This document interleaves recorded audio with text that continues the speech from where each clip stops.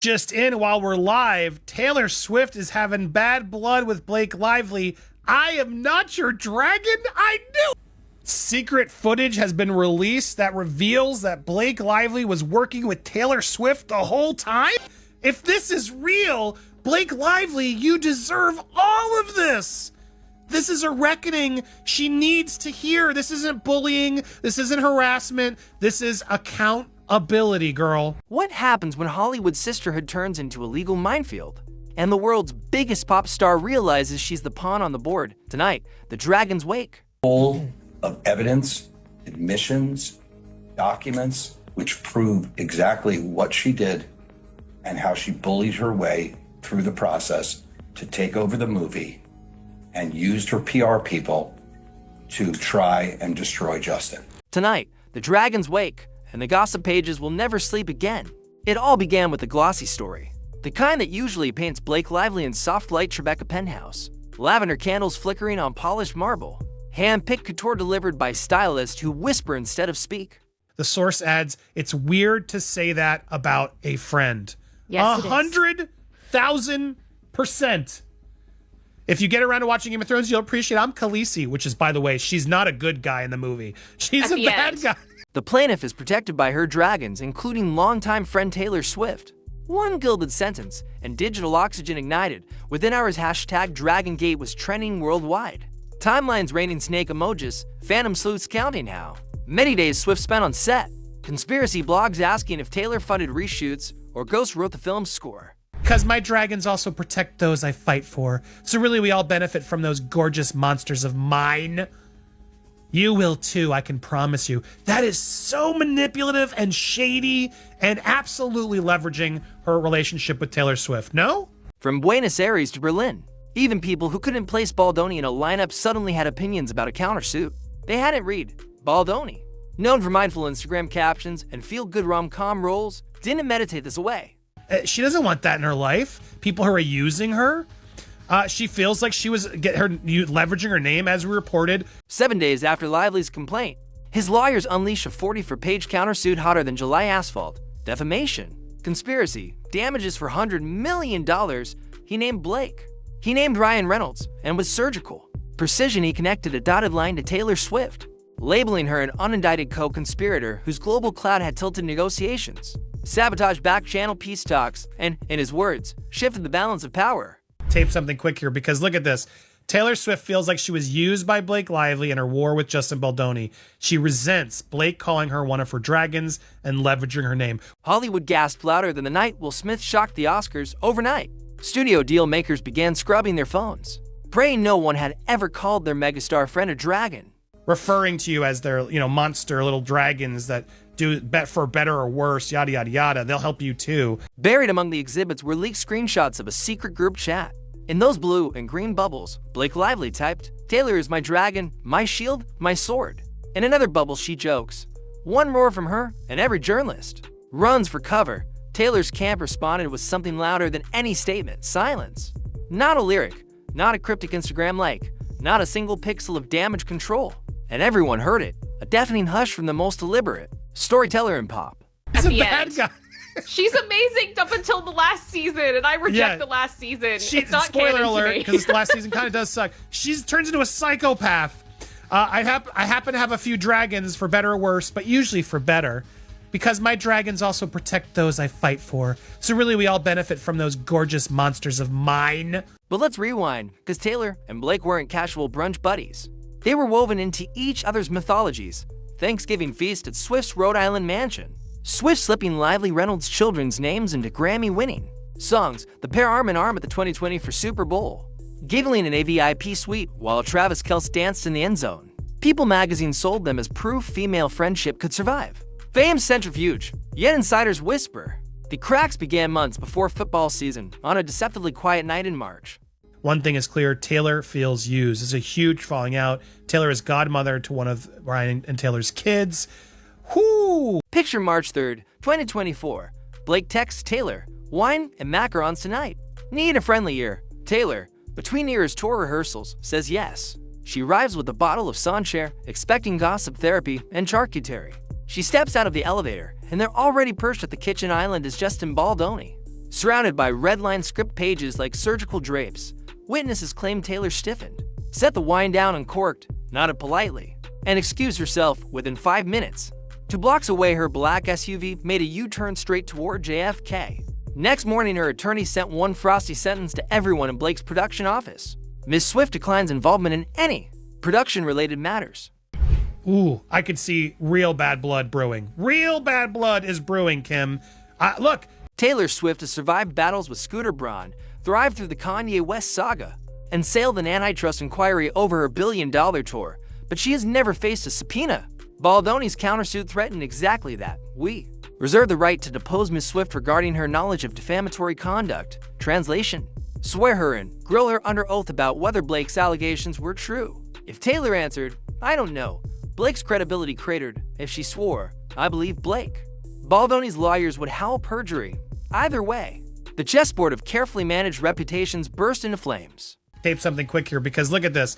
Taylor Swift feels like she was used by Blake Lively in her war with Justin Baldoni.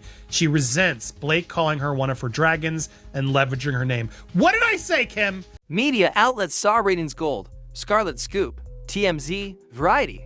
Deadline each day delivered a fresh layer of speculation. Was Taylor secretly asked to craft the film's end credits ballad? Did Ryan Reynolds polish scene 42 during the WA strike? Did Blake pay hush money to a wardrobe assistant who contradicted her story? Cable pundits shakily waved printed PDFs. TikTok lawyers gave breathless 10-part explainers. Gossip YouTubers staged mock trials with Barbie dolls. And actual legal scholars raised a sober eyebrow. Vague allegations diluted genuine workplace harassment cases.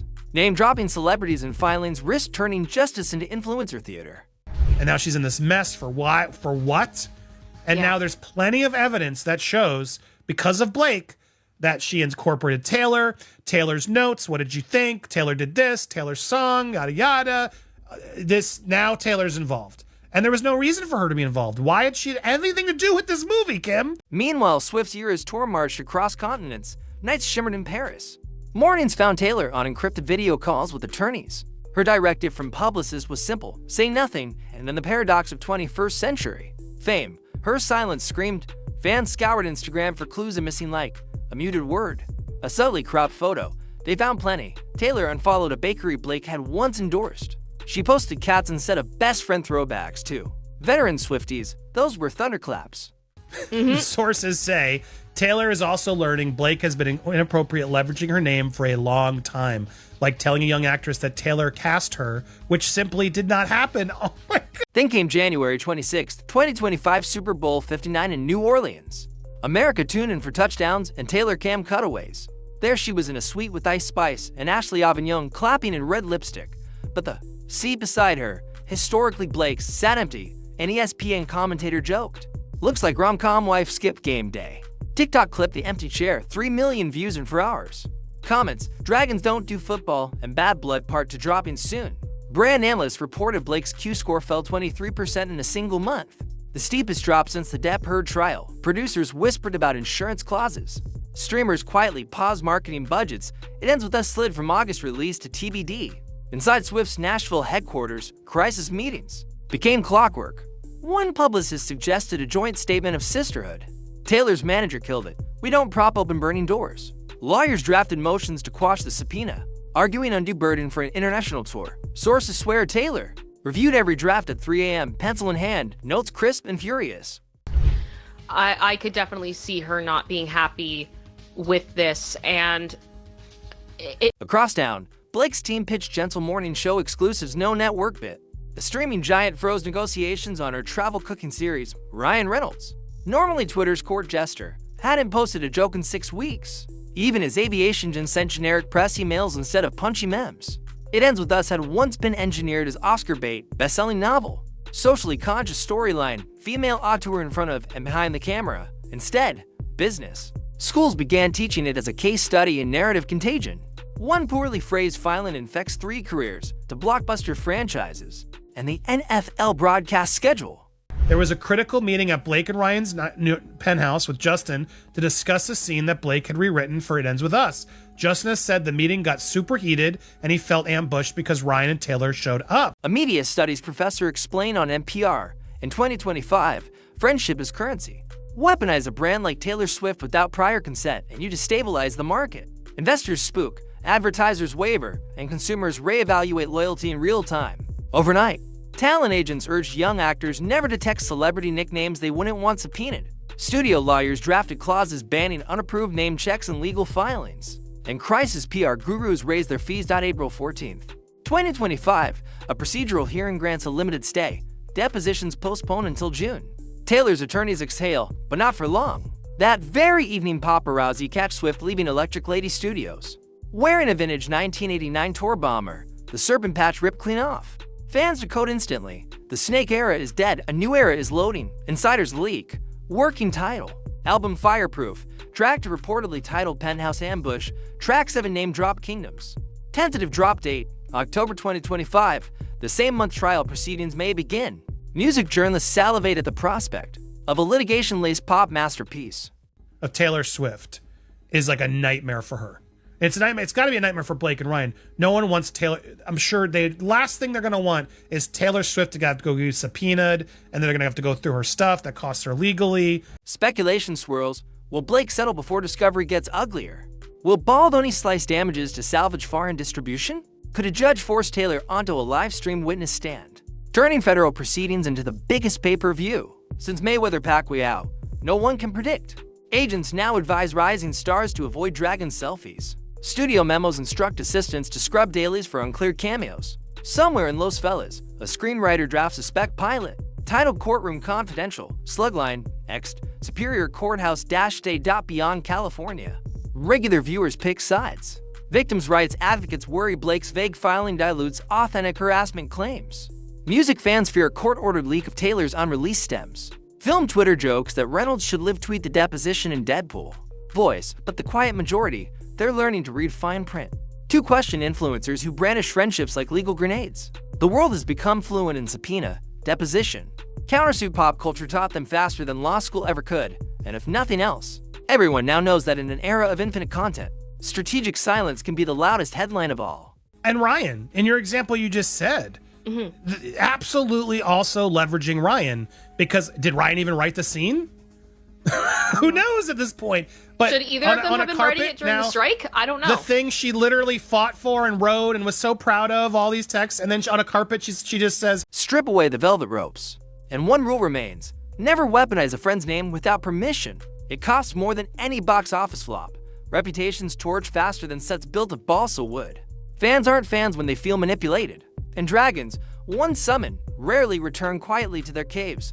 I'm Scarlet Scoop, and this has been your Inside Pass. Court dates shift, friendships fracture, and careers dangle over litigation's lava. But receipts are forever. Stay tuned, because the next statement from the bench, the next lyric from the studio, or the next accidental leak in a group chat could turn this simmering scandal into a supernova. I'll see you in the next upload unless, of course, a subpoena lands on my desk first.